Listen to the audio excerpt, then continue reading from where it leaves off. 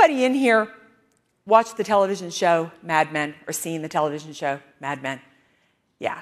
Well, for those of you who have not seen it, it's not on air anymore, but it was a show about the rise of the advertising age in the 50s, the 60s, and the 70s. And we know we went from the 50s to the 70s because in the 50s the clothes were amazing.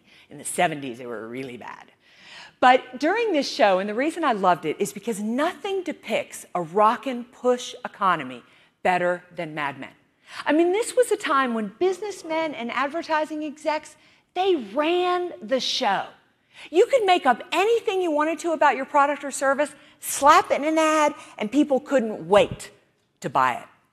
I mean, you could tell a woman that if she bought a certain bra, she would look just like Jane Mansfield. And if you are not as old as I am, Kim Kardashian. And men were not any better. Men bought into this idea, this kills me, that a little dab would do them. They really believed if they put a little grease in their hair, slicked it back, women would find them irresistible.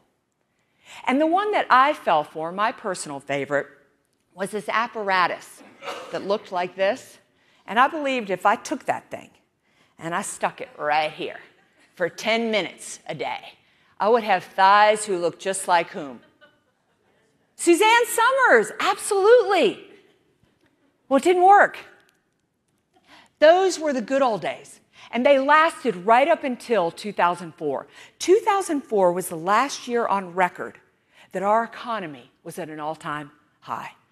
Banks were lending money like crazy. People were buying things off the shelves. Inventories couldn't be stacked high enough. I mean, you remember 2004. We all went to work. You could show up late, open the door, and the business just rolled in. I really think we should have a moment of silence for 2004. Because you got to wake up. Our economy doesn't work like that anymore, and for far more reasons than rules and regulations and truth in advertising. It doesn't work like that anymore because far more than our economy has changed. Our customers have changed. In fact, I argue that studying the economy now is secondary to really understanding today's consumer. They are different post-2008 and 2010. They are highly skeptical, well-informed, and squarely in control. They are no longer interested in what you say about your product or service. Instead, they're turning to their friends, their family, and even Google reviews. That's where they're getting their information. In this economy, your reputation is everything.